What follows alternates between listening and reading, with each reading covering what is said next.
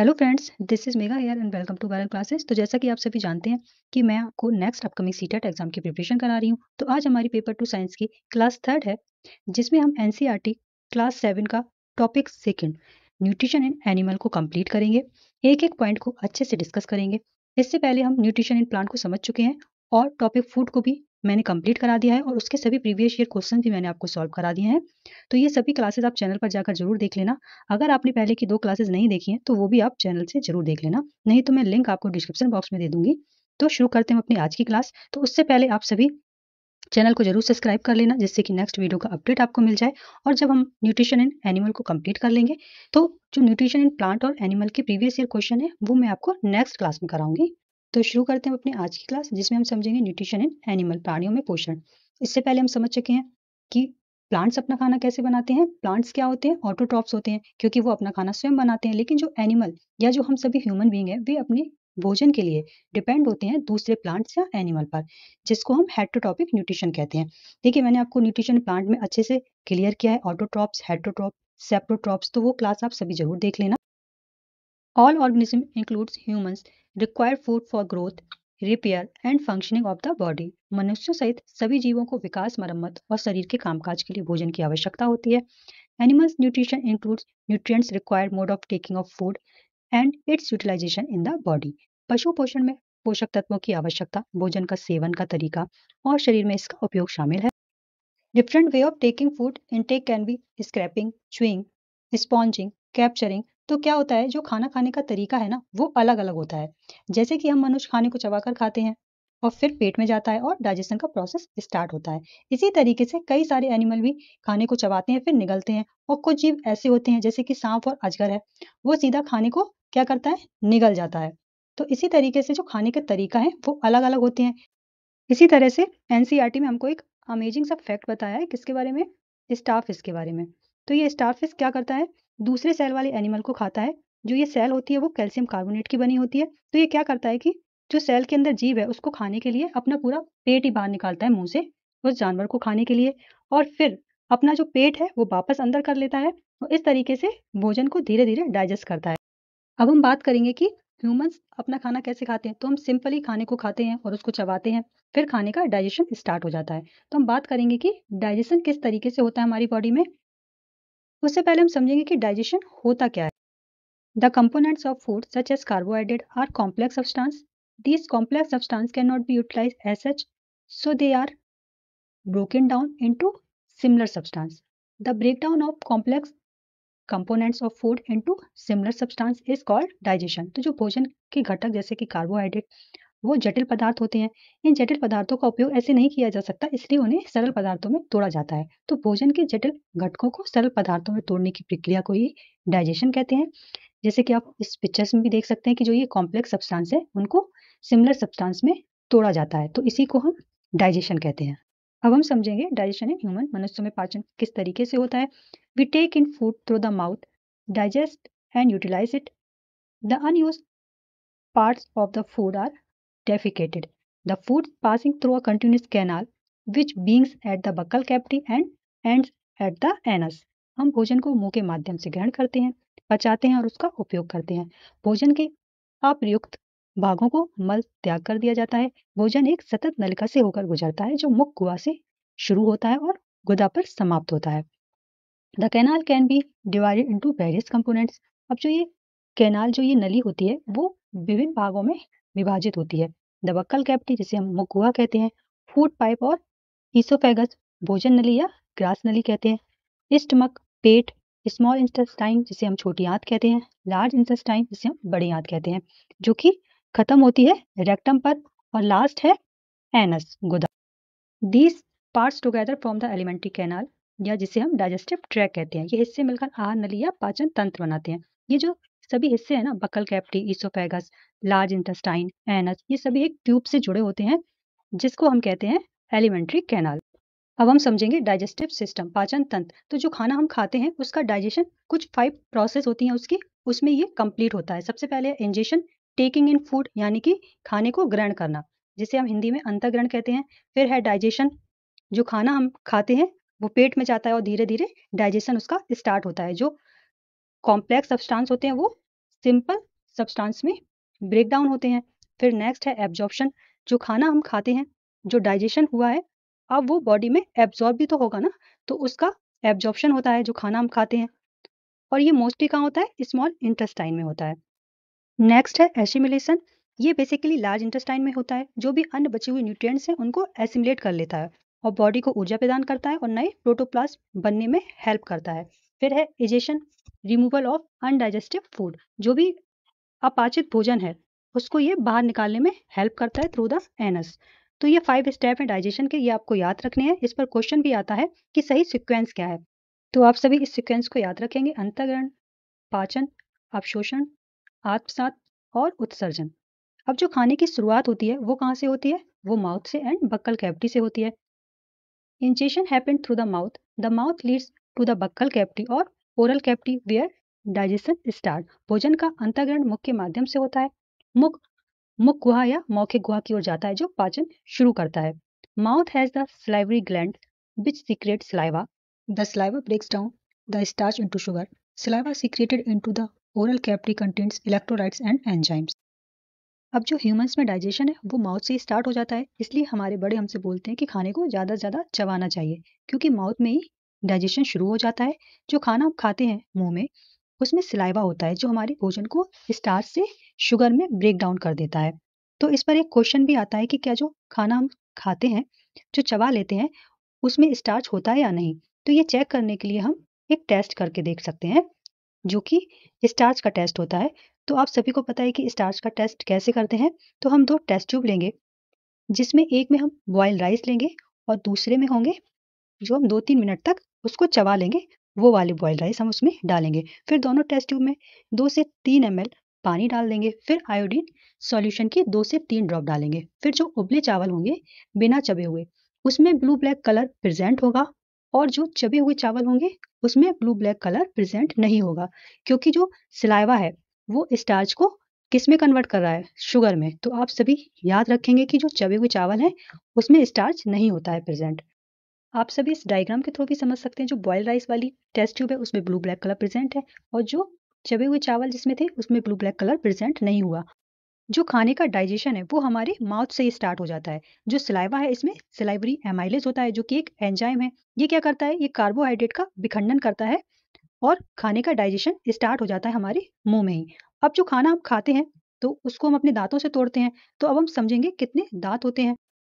The number of milk teeth in childhood is 20। तो जो बच्चों के दूध के दांत होते हैं वो कितने होते हैं, 20 होते हैं। The number of teeth in an adult human is 32। जो बड़ों में टीथ होते हैं वो 32 होते हैं, जिसमें कि 8 इंसीजर होते हैं जिसे हम कृंतक कहते हैं हिंदी में, 4 कैनाइन जिसे हम नुकीले दांत बोलते हैं, 8 प्रीमोलर एंड 12 मोलर जिन्हें हम दाढ़ कहते हैं। आप पिक्चर्स में भी देख सकते हैं कि 2 आगे के और 2 उसके साइड के वो होते हैं इंसीजर। इसी तरीके से 4 ऊपर और 4 नीचे।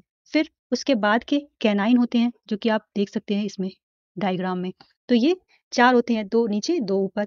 फिर 8 प्रीमोलर, ये देखिए 2 यहाँ पे और 2 साइड में, और इसी तरीके से ऊपर। तो ये कितने हो गए, 8 प्रीमोलर हो गए, और 12 मोलर, 3 पीछे के 3 साइड के और फिर इसी तरीके से ऊपर। तो ये टोटल 32 टीथ होते हैं एडल्ट में।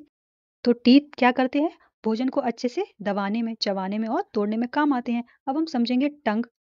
तो जो टंग है वो भोजन को अच्छे से घुमाने में और अंदर ले जाने में हेल्प करती है। इसी तरीके से टंग को हम बात करने के लिए भी यूज करते हैं। Beside it mix saliva with the food during chewing and help in swallowing food. इसके अलावा ये चबाने के दौरान भोजन के साथ लार को भी मिलाता है और भोजन को निगलने में हेल्प करता है। We also taste food with our tongue. हम अपनी जीभ से भोजन का स्वाद भी लेते हैं। It has taste bud that detect different taste of food. इसमें स्वाद कलकाएं होती हैं जो भोजन के विभिन्न स्वादों का पता लगाती हैं। 4 common taste are sweet, salty, sour and bitter can be feel by taste buds. 4 समान स्वाद, मीठा, नमकीन, खट्टा और कड़वा, जिसे स्वाद कलकाओं द्वारा महसूस किया जाता है। तो जो हम टेस्ट हमें आता है खाने में, ये मीठा है, खट्टा है, नमकीन है, कड़वा है, ये कैसे पता चलता है, जो हमारी टंग है ना उसके ऊपर पैपीले होते हैं, पैपीले, जिसकी वजह से हम टेस्ट को पहचान पाते हैं। तो टंग क्या करती है, टेस्ट का तो पता लगाती है, साथ ही साथ खाने को सलाइवा में मिक्स करती है और खाने को मूव करती है, यानी कि खाने को अंदर ले जाती है। The oral cavity leads into a short pharynx which serve as a common passage for food and air. मौके कुआ एक छोटे ग्रसनी में जाती है जो भोजन और हवा के लिए एक समान मार्ग के रूप में कार्य करती है। The oesophagus and trachea wind pipe open into the pharynx. Grass नली और श्वास नली, जिसे हम वायु नली कहते हैं, ये एक ग्रसनी में खुलती है। A cartilaginous flap called epiglottis prevents the entry of food into the glottis, opening of the windpipe। तो क्या होता है, जब हम खाने को निगलते हैं तो आपने कई बार देखा होगा कि हम खाना जब हम जल्दी में खाते हैं तो हमको ठसका लग जाता है। तो ऐसा क्यों होता है? क्योंकि हमारा जो खाना है ना, वो गलती से विंड पाइप में चला जाता है, जिसके कारण ठसका लगता है। तो खाना ओरल कैविटी से जाएगा फेरिंग्स में, जो कि एक कॉमन पैसेज है फूड और एयर के लिए। मतलब कि हमारे खाने और श्वास लेने का मार्ग एक ही होता है। जो हम खाना खाते हैं और जो हम सांस लेते हैं उसका मार्ग एक ही होता है। तो क्या होता है कि जब हम खाना खाते हैं तो एक कार्टिलेजिनस फ्लैप होता है जो कि खाने को विंड पाइप या श्वास नली में जाने से रोकता है। तो खाना हमारे फूड पाइप में जाता है, विंड पाइप में नहीं जाएगा। अब जो ये कार्टिलेजिनस फ्लैप है, इसे हम इपीग्लॉटिस कहते हैं। तो इपीग्लॉटिस क्या काम करता है?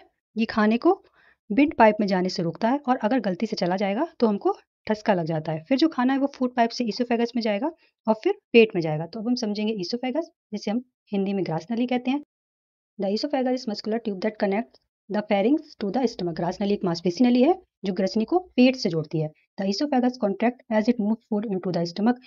ये सिकुड़ती है क्योंकि भोजन को पेट में ले जाती है। अ बाल्ब called the lower oesophageal splinter, जिसे हम शॉर्ट में एलईएस बोलते हैं, is located just before the opening to the stomach. अब क्या होता है कि पेट के ठीक पहले एक बाल्ब होता है जिसे हम लोअर इसोफेगनल स्प्लिंटर कहते हैं। This bulb opens to let food pass into the stomach from the oesophagus, and it prevents food from moving back up into the oesophagus from the stomach. तो ये बाल्ब क्या काम करता है? भोजन को ग्रास नली से पेट में जाने देने के लिए खुलता है और ये भोजन को पेट से ग्रास नली में वापस जाने से रोकता है। अब नेक्स्ट समझेंगे स्टमक, जिसे हम पेट कहते हैं। The inner lining of stomach secrete mucus, hydrochloric acid and digestive juices. पेट की अंदरूनी परत श्लेष्मा, हाइड्रोक्लोरिक एसिड और पाचक रस स्रावित करती है। तो सबसे पहले आप सभी को एक बात याद रखनी है कि जो हमारा पेट होता है उसका पीएच एसिडिक होता है, यानी कि अम्लीय होता है, क्योंकि जो स्टमक की लाइनिंग होती है वो सीक्रेट करता है हाइड्रोक्लोरिक एसिड, यानी कि स्ट्रॉन्ग HCl, और कई सारे डाइजेस्टिव जूसेस सीक्रेट करता है। The mucus protects the lining of the stomach. श्लेष्मा पेट की परत की रक्षा करता है। The acidic nature of stomach kill many bacteria that enter along with the food. पेट की अम्लीय प्रकृति भोजन के साथ प्रवेश करने वाले कई सारे बैक्टीरिया को मार देती है। The digestive juices break down the proteins into simpler substance. तो ये जो डाइजेस्टिव जूस है ये प्रोटीन को सरल पदार्थों में तोड़ देता है। The digestion in stomach is further aided by juices from liver and pancreas. तो जो हमारा पेट है उसमें होता है HCl, और भी डाइजेस्टिव जूसेस होते हैं हमारे पेट में। अब जो ये पैनक्रियाज और लिवर है ये कई सारे डाइजेस्टिव जूसेस को भेजता है इसमें पेट में, जिससे क्या होता है, खाने का ब्रेकडाउन होता है। अब खाने का एब्जॉर्प्शन भी शुरू होगा, तो खाना जाएगा स्मॉल इंटेस्टाइन में।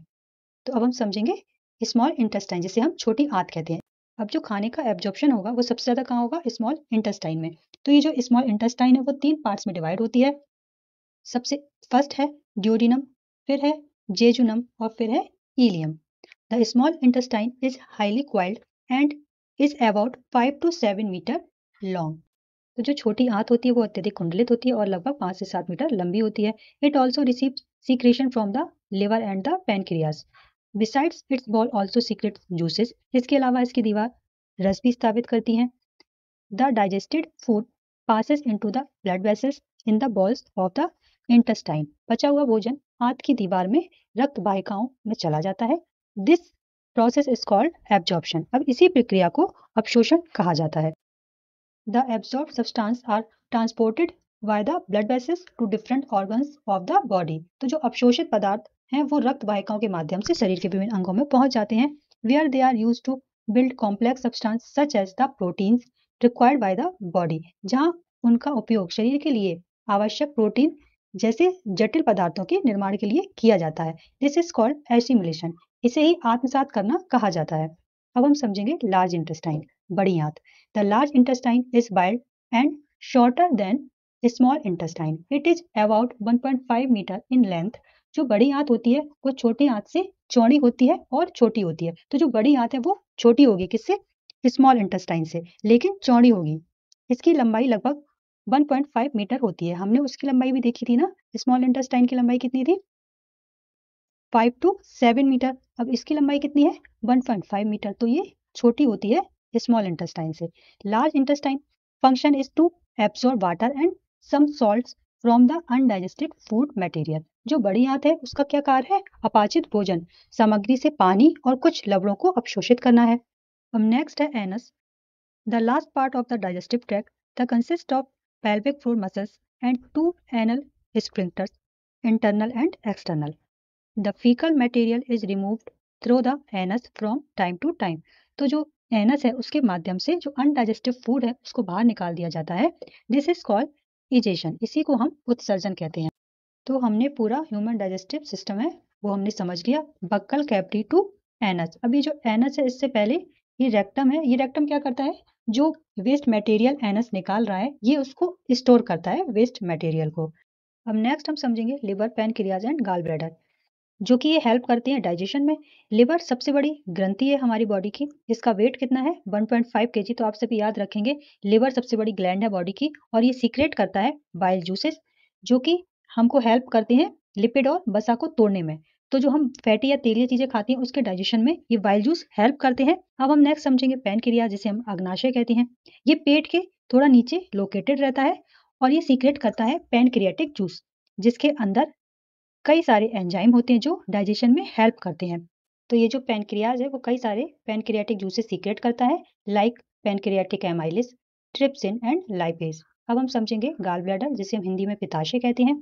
तो ये गॉल ब्लैडर क्या करता है? जो बाइल जूस लिवर प्रोड्यूस कर रहा है उसको ये स्टोर करता है, और जब इस बाइल जूस की जरूरत पड़ती है फैट के डाइजेशन के लिए तो ये बाइल डक्ट से होता हुआ स्मॉल इंटेस्टाइन के प्रथम भाग ड्यूडिनम में चला जाता है और यहीं पर बाइल वसा को तोड़ता है। तो ये सब मैं आपको अच्छे से इसलिए समझा रही हूँ क्योंकि इस पर प्रीवियस ईयर क्वेश्चन भी आया है। तो जब हम प्रीवियस ईयर क्वेश्चंस की प्रैक्टिस करेंगे तो आप वहां पर समझ जाएंगे। अब यहाँ पर डाइजेशन जो है ना वो कंप्लीट होता है। अब अगर आपको क्लास अच्छी लग रही है तो आप सभी लाइक करें और फ्रेंड्स के साथ शेयर भी करें। अब हम समझेंगे कि जो जानवर होते हैं वो घास को भी डाइजेस्ट कर लेते हैं। तो ये कैसे होता है? Plant eating mammals including sheep, goat, deer, cattle, buffaloes et cetera are called ruminants as they ruminate food. तो ये सभी जो जानवर होते हैं वो घास खाते हैं। तो इन जानवरों को जुगाली करने वाले जानवर कहा जाता है। आप सभी ने देखा होगा कि जो गाय भैंस होती हैं वो चारा खाती हैं तो उसके बाद ये मुंह में कुछ ना कुछ चबाती रहती हैं। इसी को जुगाली करना कहते हैं। This is a special process to digest cellulose present the grass. Ruminants have special stomach mechanism for digesting cellulose based food. अब ये जो जानवर होते हैं इनके पेट में एक विशेष तंत्र होता है घास में मौजूद सेलुलोज को पचाने के लिए। इनका जो स्टमक होता है वो 4 चैम्बर में डिवाइड होता है, जिसे हम रूमेन कहते हैं। फिर नेक्स्ट है रेटिकुलम, फिर है ओमासम, फिर है एवोमासम। अब इन जानवरों के स्टमक में रूमेन होता है। तो इस रूमेन की वजह से ही इन एनिमल को क्या कहते हैं? रूमिनेंट्स कहते हैं। और इनका डाइजेशन कहाँ से स्टार्ट हो जाता है? जो सेमी च्यूड फूड एंटर करता है रूमेन और रेटिकुलम में, इसमें इनका डाइजेशन स्टार्ट हो जाता है। Micro organism present in the rumen produce the cellulose enzyme to digest the cellulose. तो क्या होता है कि जो ये रूमेन है इसमें प्लांट के फाइबर स्लोली ब्रेक डाउन होंगे और इसी रूमेन में मौजूद सूक्ष्म जीव जो सेलुलोज को पचाने के लिए सेलुलोज एंजाइम का उत्पाद करते हैं। फिर क्या होता है कि ये जो जानवर क्या करते हैं कि जो खाना रूमेन में है उसको ये वापस मुंह में ला सकते हैं और इसे चबाते हैं। तो जो खाना वापस ये लाते हैं रूमेन से, इसको हम क्या कहते हैं? इसको हम कड कहते हैं। तो आप सभी याद रखेंगे जो ये वापस खाना रूमेन से मुंह में लाते हैं इसको हम कड कहते हैं, यानी कि जुगाली करना। और जब ये वापस से निकलेंगे इस कड को तो ये ईसोफेगस से रूमेन में नहीं जाएगा, ये सीधा जाएगा थर्ड चैम्बर में, जिसे हम ओमासम कहते हैं। फिर ये जाएगा एवोमासम में, फिर जाएगा स्मॉल इंटेस्टाइन में, उसका एब्जॉर्प्शन होगा खाने का, फिर लार्ज इंटेस्टाइन से वेस्ट मटेरियल बाहर निकल जाएगा। तो इस तरीके से जो डाइजेशन का प्रोसेस होता है इन रूमिनेंट्स में, तो ये हमने समझ लिया। Animals like horses, rabbit, etc. have a large sac-like structure called cecum between the esophagus and the small intestine. अब एक और पार्ट होता है इन हॉर्सेस और रैबिट, इस तरीके के जो जानवर होते हैं उनमें सेक लाइक स्ट्रक्चर होता है जिसको हम केकम कहते हैं, जो कि ये ईसोफेगस और स्मॉल इंटेस्टाइन के बीच होता है, जिसमें क्या होता है सेलुलोज को पचाने वाले कुछ बैक्टीरिया क्रिया करते हैं और सेलुलोज का डाइजेशन होता है। अब ये जो सेलुलोज को पचाने वाले बैक्टीरिया हैं ये हम मनुष्य में नहीं होते, इसलिए ह्यूमन है वो सेलुलोज को पचाने में असमर्थ है। ये पॉइंट आप सभी को याद रखना है कि जो मनुष्य होते हैं उनमें सेलुलोज को पचाने वाली बैक्टीरिया प्रेजेंट नहीं होते हैं। इस पर देखिए क्वेश्चन आता है और प्रीवियस ईयर में भी क्वेश्चन आया है। तो आप सभी को अंतर समझ में आ गया होगा कि हम में और जानवरों में जो डाइजेशन की प्रोसेस है वो कैसे होती है। अब एनसीईआरटी में feeding and digestion in amoeba की बात की गई है कि जो अमीबा है वो अपने भोजन को कैसे खाता है। तो इसे हम थोड़ा समझेंगे। ये सिंगल सेल ऑर्गेनिज्म होता है और ये अपनी शेप और पोजीशन को बदल सकता है। तो इसको जब खाना दिखता है तो उसको खाने के लिए फिंगर लाइक प्रोजेक्शन बनाएगा, जिससे अपने भोजन को खाएगा और फिर डाइजेस्ट करेगा। तो ये जो फिंगर लाइक प्रोजेक्शन है इसको हम क्या कहेंगे, सूडोपोडिया कहा जाता है। सूडोपोडिया आप सभी याद रखेंगे, या फिर फॉल्स फीट जिसे झूठे पैर कहते हैं। तो आप सभी इस डायग्राम के थ्रू भी समझ सकते हैं कि ये भोजन को अंदर ले जाएगा, इस तरीके से फिंगर लाइक प्रोजेक्शन बना लेगा और फिर बाद में ये बंद हो जाएगा और खाने को अंदर ले लेगा। आई होप कि आप सभी को आज का पूरा टॉपिक क्लियर हो गया होगा। तो अगर आपका कोई डाउट है, कोई क्वेश्चन है, तो आप कमेंट करके पूछ सकते हैं और मिलते हैं हम अपनी नेक्स्ट क्लास में। तो देखिए आज की क्लास आपको काफ़ी दिन बाद देखने को मिली है, लेकिन अब आपकी जो क्लास है वो अल्टरनेट होंगी चैनल पर, तो आप सभी चैनल को जरूर सब्सक्राइब कर ले। तो मिलते हैं नेक्स्ट क्लास में, तब तक बाय बाय, टेक केयर।